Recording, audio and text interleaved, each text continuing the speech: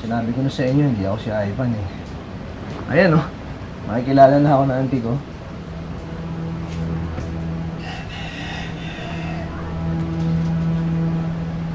Ah, Joseph, gusto mo doon ka muna sa kwarto mo? Ay, hindi.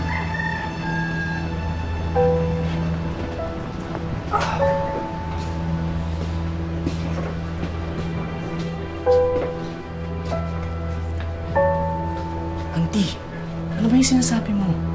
Hindi si Manong yun. Alam ko, sinabi ko lang naman yun para matigil ng gulo.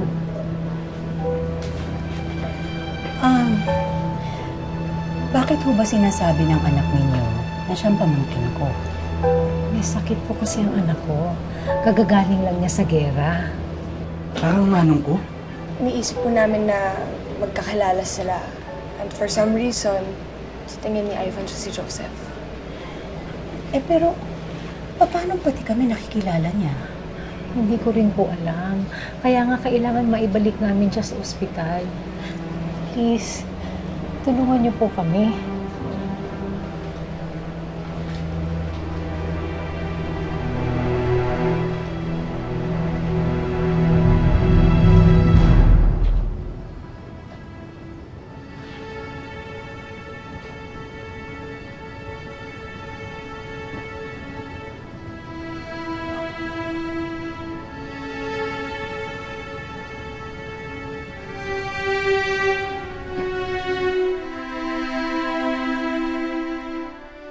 Ano ho bang tulong ang kailangan ninyo?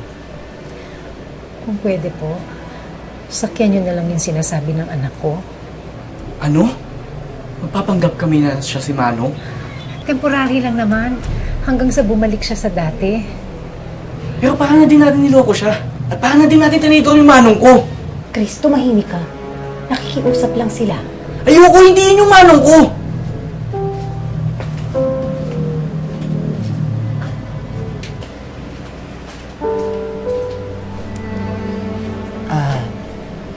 Sandali lang po pasensya na kayo sandali lang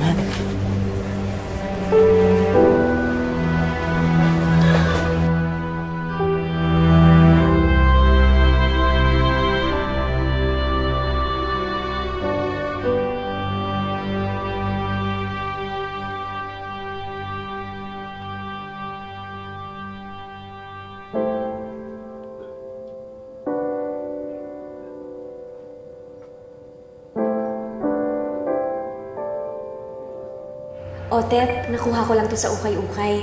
Sabi sa isang class ko, when a penguin find its mate, they stay together forever. Ikaw ang penguin ko.